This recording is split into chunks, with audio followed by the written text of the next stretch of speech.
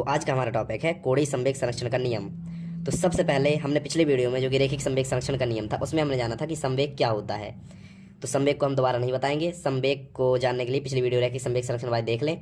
और यहाँ हम शुरू करेंगे कोणीय संवेग। सबसे पहले जानेंगे कोणीय संवेग क्या होता है, फिर उसके बाद उसका नियम जानेंगे। तो कोणीय संवेग की हम बात करें तो कोणीय संवेग की नॉर्मली परिभाषा होती है कि किसी कण का घूर्णन अक्ष के प्रति रैखिक संवेग का आघूर्ण, किसी कण का घूर्णन अक्ष के प्रति रैखिक संवेग का आघूर्ण कोणीय संवेग कहलाता है। अब देखो ये होता क्या है। जैसे रैखिक संवेग हमने पीछे बताया था कि रैखिक संवेग होता है एक सीधी दिशा में, रैखिक संवेग एक सीधी दिशा में होता है। और अगर हम रैखिक संवेग को घुमाएं, अगर हम रैखिक संवेग को घुमाएं तो उसे हम कहेंगे कोणीय संवेग। अगर रैखिक संवेग हमारा घूर्णन गति के लिए हो रैखिक संवेग तो उसे हम कोणीय संवेग कहते हैं। जैसे पंखा, अगर मोटरसाइकिल एक जा रही सामने तो वो होगी रैखिक संवेग, वहां पर रैखिक संवेग होगा। अगर ये पंखा घूम रहा है तो पंखे में होगा कोणीय संवेग, क्योंकि रैखिक संवेग घूम रहा है वहां पर, इसलिए वहां पर कोणीय संवेग होगा। अब देखो इसका सूत्र क्या होता है। इसे हम सबसे पहले इसे जान लो, इसे एल से लिखते हैं। कोणीय संवेग को हम लिखते हैं एल से। तो कोणीय संवेग होता क्या है? कोणीय संवेग होता है कण का रैखिक संवेग और घूर्णक से लंबवत दूरी का गुणनफल। रैखिक संवेग, यहाँ पर हम लिख लें रैखिक संवेग और घूर्णन अक्ष। घूर्णन अक्ष मैंने पिछले बताया था घूर्णन अक्ष क्या होता है। तो घूर्णन अक्ष देखो, घूर्णन अक्ष से लंबवत दूरी आर मान ली हमने, तो लंबवत दूरी घूर्णन से लंबवत दूरी। अब रैखिक संवेग, रैखिक संवेग का सूत्र होता है, मतलब रैखिक संवेग मतलब नॉर्मली संवेग, संवेग का सूत्र P बराबर m इंटू वी, तो हम डायरेक्ट लिखेंगे m इंटू वी।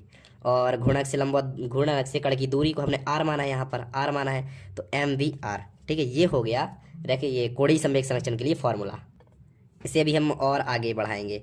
सबसे पहले आप देखो v का मान, v बराबर ओमेगा इंटू आर, ये आपने कक्षा 11 में पढ़ा होगा। v बराबर ओमेगा इंटू आर होता है, क्लास 11th में है ये। ठीक है, v बराबर ओमेगा इंटू आर, तो m v का मान रख दो ओमेगा इंटू आर मतलब m ओमेगा आर स्क्वायर, ये l का मान। ये किसके लिए लिखना? एक कण के लिए, एक कण के लिए कोणीय संवेग का फॉर्मूला। अब हम किसके लिए निकालेंगे? अब हम निकालेंगे पूरे जो भी हमारा सरफेस है, पूरे निकाय के लिए कोणीय संवेग। ठीक है, अब देखो इसे हम कैसे मान लो, एक कण के लिए अगर हमने माना, एक कण के लिए इसे मानते, पहले नॉर्मली ये होता है। ठीक है, एक कण के लिए अब हमने माना खूब सारे कण हैं जिनका द्रव्यमान m1 m2 m3 mn है और जिनकी दूरियां r1 r2 rn है। इस प्रकार से हमने माना।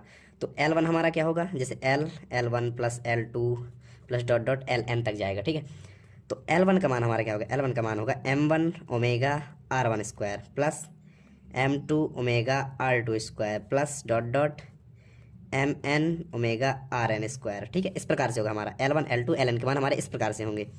सबसे ओमेगा कॉमन आ रहा है तो उसे हम कॉमन आउट कर लेंगे। हमारा क्या बचेगा? m1 r1 square plus m2 r2 square plus dot dot M N R N square, ये हमारे पास क्वेश्चन में बचेगा।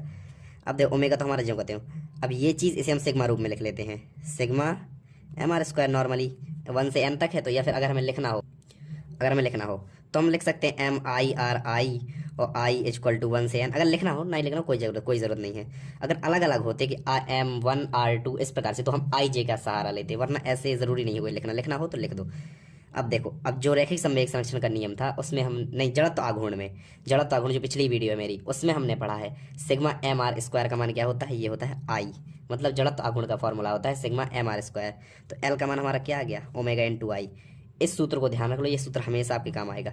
एल का मान होता है ओमेगा इंटू आई, कोणीय संवेग बराबर कोणीय वेग गुणे जड़त्व आघूर्ण। ओमेगा होता है कोणीय वेग और आई होता है जड़त्व आघूर्ण। तो अभी हमने जाना है कि कोणीय संवेग कहलाता क्या है और कोणीय संवेग का फॉर्मूला। अब देखो कोणीय संवेग संरक्षण का नियम क्या होता है।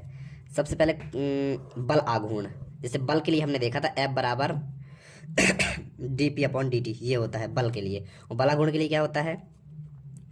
Tau equal to D L vector upon D T. इसमें एल होता है कोणीय संवेग, इसमें होता है रेखीय संवेग, क्योंकि रेखीय गति के लिए, ये है कोणीय गति के लिए। तो टाउ बराबर D L vector upon D T. अगर टाउ का मान 0 है, अगर मान लिया हमने अगर टाउ इक्वल टू 0, तो D L upon D T equal to 0 होगा, नॉर्मल सी बात है। अगर हमें इसका इंटीग्रेशन कर दिया, फिर अगर हम नॉर्मली समझें, D L vector upon D T क्या है? एल के परिवर्तन की दर 0 है, मतलब एल परिवर्तित नहीं हो रहा। इसका मतलब क्या हो रहा है? एल फिक्स है। एल के परिवर्तन की दर 0 होने का मतलब है एल फिक्स है। तो एल वेक्टर क्या है? एल वेक्टर एक नीतांक होगा, नॉर्मल सी बात है। अगर एल फिक्स है तो एल नीतांक हो, या फिर हम इंटीग्रेशन कर दें तो 0 का इंटीग्रेशन नीतांक और इसका इंटीग्रेशन एल वेक्टर होगा, तो यहाँ पर भी नीतांक। इसका मतलब ये होता है कि अगर हम बाह्य बल आघूर्ण बिल्कुल भी ना लगाएं, अगर हमारे द्वारा लगाया गया बाह्य बल आघूर्ण 0 हो, तो रैखिक संवेग नियत रहता है, फिक्स रहता है। ध्यान सुनो, अगर हमारे द्वारा लगाया गया बाह्य बला गुण 0 है तो हमारा रैखिक संवेग फिक्स रहता है, नियत रहता है निकाय का। ये होता है हमारे रैखिक संवेग संरक्षण का नियम, सॉरी कोणीय संवेग संरक्षण का नियम। अगर हमारे द्वारा लगाया गया बाह्य बल गुण 0 है तो हमारा कोणीय संवेग फिक्स रहता है। कोणीय संवेग, इसे कोणीय संवेग संरक्षण का नियम कहते हैं। हाँ, तो अभी हमने जाना है कि रैखिक ये कोणीय संवेग संरक्षण का नियम और कोणीय संवेग के बारे में। तो कोणीय संवेग संरक्षण का हमने नियम तो पढ़ लिया, अब हम जाने कोणीय संवेग हमें पता कैसे चलेगा कहाँ नियम उसका लग रहा है, कहाँ पर कोणीय संवेग संरक्षित रह रहा है, उसे बिल्कुल प्रैक्टिकली उदाहरण सहित मैं आपको बता रहा हूँ। अब तो सबसे पहले हम लिख लेते हैं L बराबर ओमेगा इंटू आई। ओमेगा है हमारा कोणीय वेग, आई है हमारा जड़त्व आघूर्ण। अब देखो इसका पहला एग्जाम्पल अगर हम ले, पहला एग्जाम्पल में आपके पास अगर एक चक्ती हो, ठीक है, चक्ती जैसे दाल पीसने के लिए होती है, उसके लिए ऐसे घुमाते हैं ऐसे गांव में, तो उसमें किनारे में अगर हम एक चीज़ किनारे में रख दें, ठीक है, और एक चीज़ केंद्र के थोड़ी पास में यहाँ पर कहीं रख दें, और अब हम अगर चक्ती घुमाएं तो ये वाला हमारे इस वाले बिंदु की स्पीड धीमी होगी और इस वाले बिंदु की स्पीड, ये वाला बिंदु हमारा जल्दी जल्दी घूमेगा और ये वाला बिंदु हमारा बहुत धीरे धीरे घूमेगा। ऐसा क्यों होता है? क्योंकि यहाँ पर देखो कोणीय संवेग संरक्षण का नियम लगता है। अब किस प्रकार से लगता है, देखो यहाँ पर इसकी दूरी हमारी r जो है, r का मान अधिक है, ठीक है, r का मान अधिक है। अब i क्या होता है, i होता है i बराबर mr स्क्वायर। i r का मान अधिक है मतलब i का मान भी अधिक होगा, r का अधिक है i का मान अधिक, मतलब l बराबर ओमेगा इंटू आई में i अधिक है, i अधिक है। ये तो हमारा फिक्स है क्योंकि निकाय का कोणीय संवेग फिक्स रहता है। तो ये तो हमारा फिक्स, ये हमारा फिक्स है l, i अधिक है तो इसे तो कम होना पड़ेगा। जब हमारा i बढ़ेगा तो ये कम होगा, तभी तो ये इसके बराबर इसे तो रहना ही है सेम, ये नहीं चेंज हो रहा हमारा। तो जब हमारा ओमेगा कम होगा तब उसकी वैल्यू सेम रहेगी, जैसे 2 गुणे 2, ठीक है, ये हो गया ओमेगा, ये मान लो हमने, ये हो गया ओमेगा, ये हो गया हमारा i। अब हमारा i किसी कारणवश 4 हो गया, ये तो 4 तो हमारा फिक्स, देखो 2 गुणे 2 4 आना है।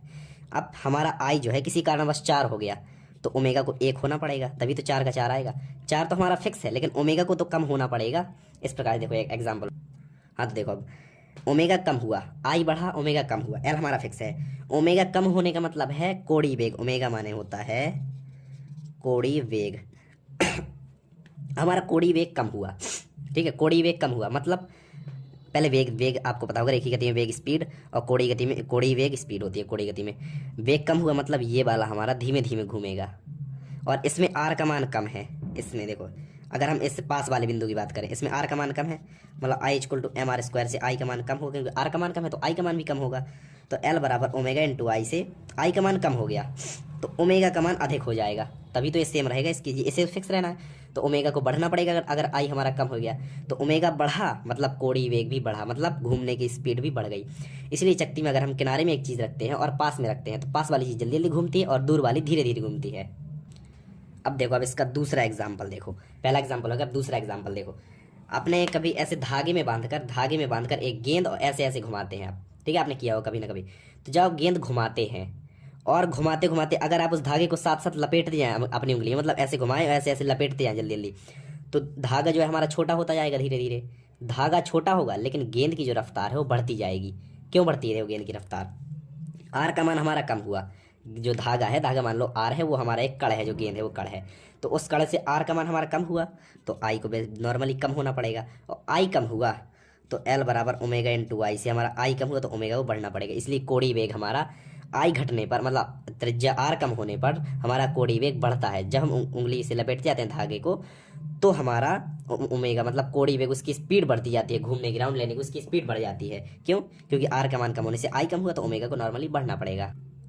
इसके कुछ और एग्जांपल्स हैं, जैसे अगर आपको एक घूमने वाले मंच पर खड़ा कर दिया जाए, मान लो इसमें आप खड़े हो ऐसे नॉर्मली, ठीक है, अब ऐसे हाथ नीचे की ओर किए हो, अब आपको घुमाया जा रहा है इस मंच में, ऐसे गोल गोल इस प्रकार से घुमाया जा रहा है आपको, तो आपकी स्पीड तेज़ होगी। अब आपके हाथों में डंबल्स हैं, मतलब कुछ ही वजनी सामान, ठीक है, मान लो आपके हाथों में डंबल्स हैं, अब आपको घुमाया जा रहा है। अब अगर घूमते हुए आपको इस घूम रही है, मंच रुका नहीं है, मंच घूम रहा है, अब घूमते घूमते आपने अपने हाथ फैला लिए, डंबल्स लिए, आपने अपने हाथ फैला लिए, तो आपकी स्पीड अपने आप धीमी हो जाएगी, क्योंकि आर बढ़ा तो आई बढ़ा और आई बढ़ा तो ओमेगा कम हो गया। ध्यान सुनो, आर बढ़ा, ये जो हमारी ये घूर्णन अक्ष है, इससे आर का मान बढ़ गया, आर का मान बढ़ गया तो आई का मान बढ़ा तो ओमेगा नॉर्मली कम होगा, मतलब हमारे घूमने की जो स्पीड होगी वो कम हो जाएगी। ऐसे ही आपने देखा होगा जब स्केटिंग लोग करते हैं, स्केटिंग करने में तो उनके पहियों में ब्रेक नहीं लगे होते, लेकिन फिर भी वो अपनी स्पीड धीमी कर लेते हैं। क्यों? क्योंकि वो अपने हाथ फैला लेते हैं स्केटिंग करते वक्त बर्फ में या फिर कहीं पर भी, जैसे पहिए वाले पहन के स्केटिंग करते हैं, तो अपने हाथ वो ऐसे तो नॉर्मली ऐसे फैला लेंगे अगर अपने हाथ, तो उनकी स्पीड धीमी हो जाती है, क्योंकि आर का मान बढ़ा, ओमेगा का मान अपने आप कम होना है, मतलब कोड़ी वेग उनका स्पीड धीमी हो जाएगी। इस प्रकार से होता है। तो गाइज आई होप कि आपको ये वीडियो समझ में आया होगा, और इसके एग्जांपल्स जो हैं बहुत ही अच्छे, बहुत ही मज़ेदार एग्जांपल्स हैं। तो आप एग्जांपल देखने के लिए थैंक्स, और गाइज मिलते हैं अगले वीडियो में। इस वीडियो को यहीं पर एंड करते हैं। Thank you so much, bye bye.